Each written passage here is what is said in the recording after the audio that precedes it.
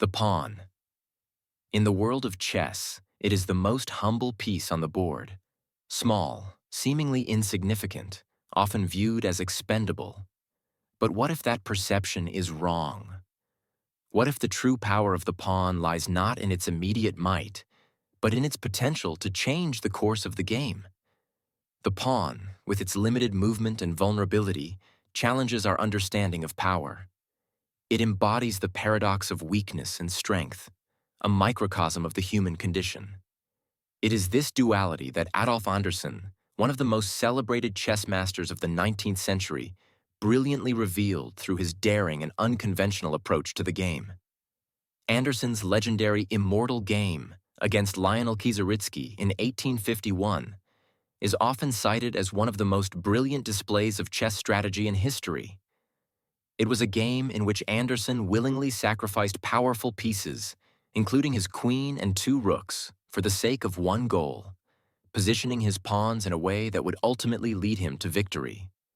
In this game, the pawn's journey, its simple march across the board, became a symbol of strategic genius.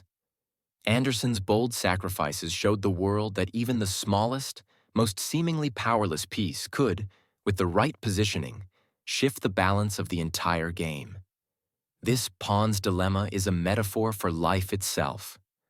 How often do we, as individuals, underestimate our own power because we feel small or inconsequential in the grand scheme of things? Like pawns on the chessboard, we are often told to stay in our place, to be quiet, to accept the role given to us. Yet history is full of individuals who, like Anderssen's pawns, transformed their circumstances through strategy and resilience. What Anderssen's play reminds us is that strength is not always about outward power. It's about recognizing the potential hidden within our limitations and seizing the right moment to turn the tide in our favor. In Anderssen's game, his pawns weren't just pieces, they were weapons. They weren't advancing in isolation, but as part of a larger strategic plan. Their true power wasn't in their ability to capture pieces, but in their potential to reach the other side of the board and be promoted into queens. This transformation symbolizes the possibility of transcending one's initial limitations. The pawn's power doesn't come from what it starts as, but from its ability to evolve, through persistence, patience, and the right strategy.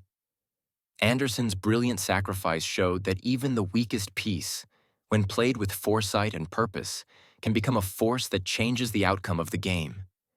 In life, too, we often face moments where we must push forward despite the odds, move strategically and quietly, until the moment comes when we can break free from the roles that have been imposed upon us. Like the pawn, it's easy to feel trapped in circumstances or to believe that our small efforts won't matter in the grand scheme. Yet Anderssen's game is a reminder that even the smallest movement, when part of a larger plan, can become monumental. The pawn may seem weak, but its potential is immense. As we look ahead, we will explore the ways in which this potential is realized and how others, like Nelson Mandela, used their own moments of apparent weakness to rise to greatness. The pawn's dilemma is not just a question of power. It is a question of possibility, and the choice to see weakness as the foundation for strength.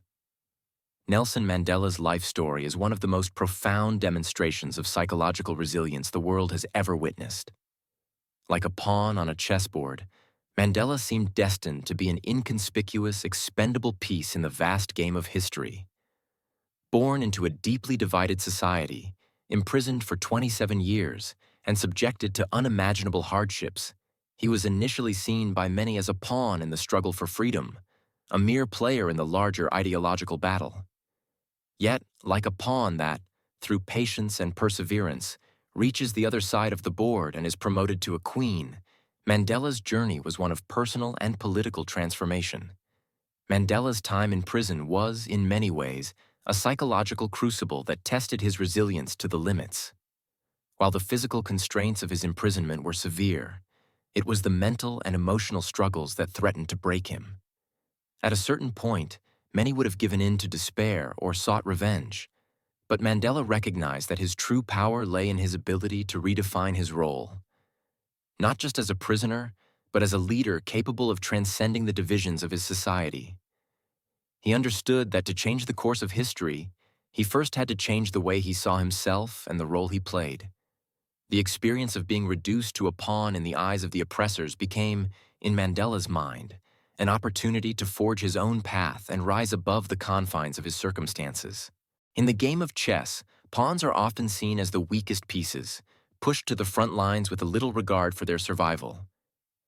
But the very nature of the pawn's journey, its slow, steady march, carries within it a deep lesson of resilience. Much like the pawn, Mandela was pushed to the front lines of history, subjected to a system that dehumanized him. Yet he refused to be consumed by bitterness. His resilience was not simply about enduring his imprisonment. It was about transforming that experience into something powerful. He chose to rise above his circumstances, to use the time to grow, to learn, and to reflect on his role in the larger struggle for freedom. Mandela's resilience wasn't just psychological, it was strategic.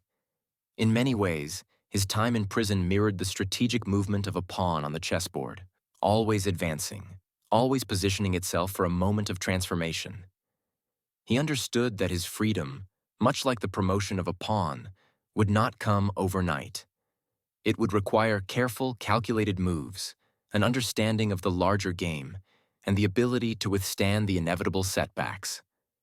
His ability to turn his suffering into strength, his anger into wisdom, is a testament to the extraordinary psychological power that can arise from even the most crushing of circumstances. This transformation, just like the pawn's promotion, is a powerful symbol of what can happen when we shift our perception of our own limitations. Mandela showed the world that even in the darkest of moments, there is the possibility of growth, of transcendence. The pawn, which might have appeared insignificant at first, can rise to become a king or queen, changing the course of the game entirely.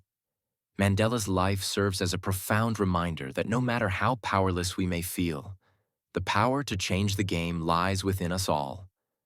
The journey from pawn to king is not just about external circumstances, it's about the internal transformation that takes place when we decide to take control of our own narrative. As we continue to explore this concept of transformation, we will see how resilience and sacrifice play out in the world of strategy, and how some must be willing to give up pieces in order to reach the ultimate goal. The pawn, in its quiet march, has the potential to become so much more. Mandela's story shows us that even the most humble beginnings can lead to the most monumental of changes. In the game of chess, sacrifice is often seen as a necessary evil. It is not an act of weakness, but one of profound strategic importance. The grandmasters understand this implicitly. In order to achieve victory, one must sometimes relinquish even the most valuable pieces on the board. Garry Kasparov, one of the greatest chess players in history, demonstrated this philosophy with devastating precision throughout his career. His understanding of when and how to sacrifice pieces, and especially pawns, was a hallmark of his genius. Yet this concept extends far beyond the chessboard. In life, too, the brutal reality of strategy often involves sacrificing something valuable for the greater goal. Kasparov's approach to chess was defined by his willingness to put himself in difficult situations, to make bold sacrifices, and to force his opponents into positions where they had to make equally difficult decisions. He understood that sometimes, to gain an advantage, one must create a sense of danger, putting pressure on the opponent by sacrificing a pawn or even a queen. In his famous matches, Kasparov would often offer up a piece, seemingly placing himself at a disadvantage, only to later turn the game in his favor with a brilliant counterattack. This strategy, offering up a pawn, was a calculated move to manipulate the flow of the game. The real question, however, is, who are the pawns in our own lives? The people, resources, or opportunities that are sacrificed for the sake of a greater vision. In the world of politics, business, and even personal relationships, we often see people who are sacrificed for the greater good, whether knowingly or unknowingly. It's a harsh truth that many don't want to confront. The idea that for every successful leader, for every victorious cause, there are countless unseen sacrifices along the way. The problem arises when individuals become pawns in a game they don't even realize they're part of, when they are manipulated and discarded without ever having a say in their fate. Yet, just as Kasparov sacrificed pawns to create opportunities, there is a certain agency in this process, if we are aware of it. In life, strategic sacrifice is often about knowing when to let go of something in order to build something better. But it is crucial that we are not blindly sacrificed by others. The key lies in recognizing when we are being used as a pawn in someone else's game, and, perhaps more importantly, knowing how to take control of our own strategy. How do we avoid becoming the pawn that is sacrificed without consent? How do we ensure that the sacrifices we make are done with a greater purpose in mind, rather than as a result of manipulation or exploitation? In the broader context of life's chess game, we must learn to differentiate between being the pawn that is sacrificed for a grander purpose and being the pawn that is exploited for someone else's gain. The challenge is not simply to recognize when sacrifices are necessary, but to ensure that we are not relegated to the position of sacrifice without our consent. We must be strategic in our own lives, understanding when to make sacrifices, and more importantly, when to protect ourselves from being sacrificed by others. Kasparov's mastery of sacrifice, his ability to turn the loss of a piece into a moment of opportunity, teaches us that the key to survival and success is not simply to avoid sacrifice, but to embrace it with purpose. But as we move forward, we must ask ourselves, are we making our sacrifices for a purpose we truly believe in? Or are we being pushed into positions of sacrifice for the benefit of someone else's game? In the world of chess, some grandmasters are known for their bold, aggressive moves, while others are celebrated for their quiet, almost imperceptible mastery. José Raúl Capablanca, one of the greatest chess players of all time, was a master of the latter. His approach to the game was not one of overt aggression, but rather one of subtle, strategic domination. Capablanca's genius lay in his ability to control the flow of the game without ever rushing. Like a pawn slowly advancing across the board, Capablanca's strategy was about positioning, patience, and the careful buildup of power. His calm and composed demeanor often concealed the fierce brilliance beneath, as he carefully manipulated his opponent's moves, waiting for the right moment to strike. Capablanca's play was characterized by an unparalleled understanding of the game's underlying principles. He didn't rely on flashy tactics or dramatic sacrifices, but instead focused on the art of positioning. He was a master of creating seemingly ordinary positions that, with the right moves, would gradually turn into a winning advantage. The pawn, often perceived as the least glamorous piece on the board, played a central role in Capablanca's strategy. To him, the pawn's slow and steady progression was a powerful tool in creating the necessary foundation for an eventual victory. What Capablanca understood, and what many modern grandmasters have since adopted, is that true mastery in chess, and perhaps in life, comes not from the spectacular or the immediate, but from the ability to dominate slowly and steadily, without the need for constant attention or display. Capablanca's calm, strategic approach serves as a powerful reminder of the value of patience and discipline. In a world that often values speed and instant gratification, Capablanca's method was a testament to the quiet strength that comes with steady, deliberate action. His ability to create pressure without being overt was key to his success. Much like the pawn's movement across the board, Capablanca's strategy was a gradual progression toward domination. He didn't rush his pieces into battle, but instead waited for the perfect moment to strike. This slow buildup often left his opponents confused and uncertain, unsure of how to deal with the increasing tension. Capablanca understood that success, both in chess and in life, is often the result of laying the groundwork, making small, incremental steps toward a larger goal. His style showed that, just as the pawn must advance step by step, true dominance comes not from rushing to the end, but from moving forward strategically, quietly, and with purpose. In life, we often find ourselves faced with situations where the loud, quick solutions seem to be the most appealing. Yet, Capablanca's philosophy suggests that the real power lies in patience and strategic restraint. The pawn may seem weak and unassuming, But in the right hands, it can become an unstoppable force. Capablanca's approach shows us that we don't need to shout to be heard. We don't need to rush to succeed. Sometimes the greatest moves are the ones we make slowly, steadily, and with full awareness of their long-term impact.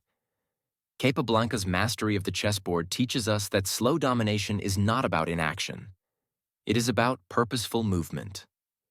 The pawn's journey, though slow and unremarkable at first glance, has the potential to shift the game entirely, just as our own quiet efforts can lead to monumental change in our lives. As we continue exploring the mind of the master strategist, we will see how this slow, deliberate approach can also be seen in the brilliance and madness of Bobby Fischer's play. But for now, we can reflect on how Capablanca's quiet mastery, his patient, almost invisible control over the game, reminds us of the power of strategic, calm domination.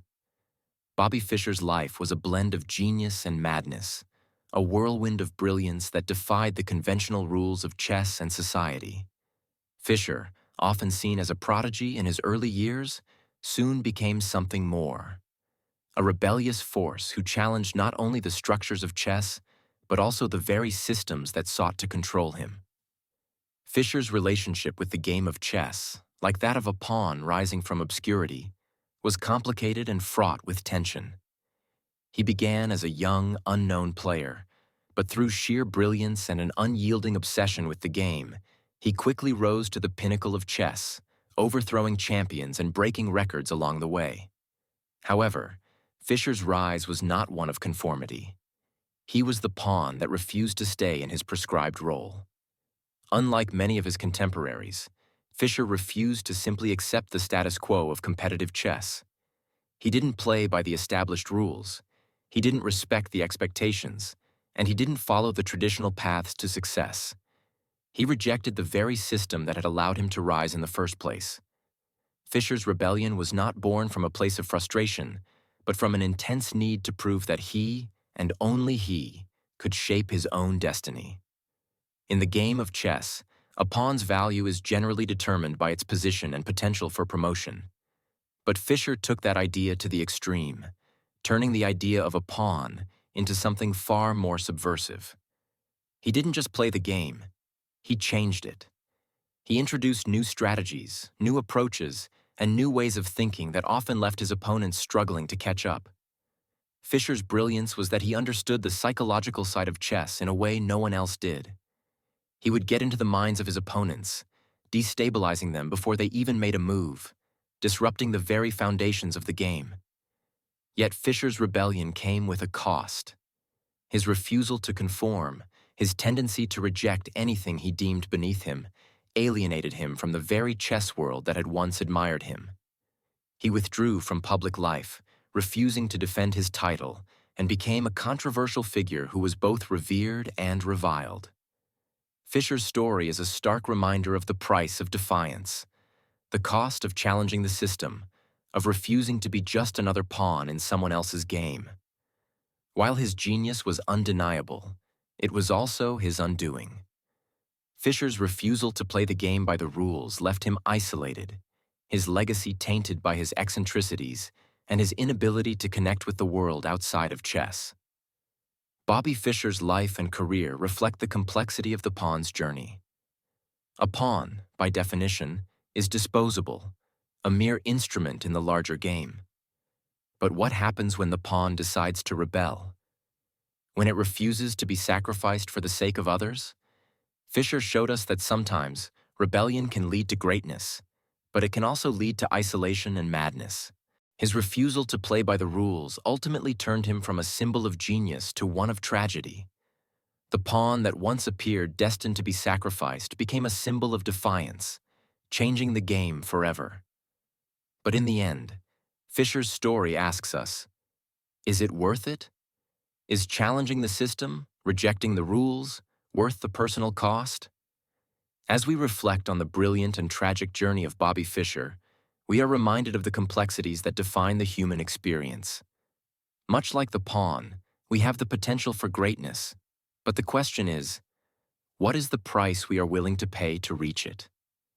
Fischer's journey challenges us to think about the balance between rebellion and conformity, between genius and madness, and between playing by the rules and rewriting the rules altogether.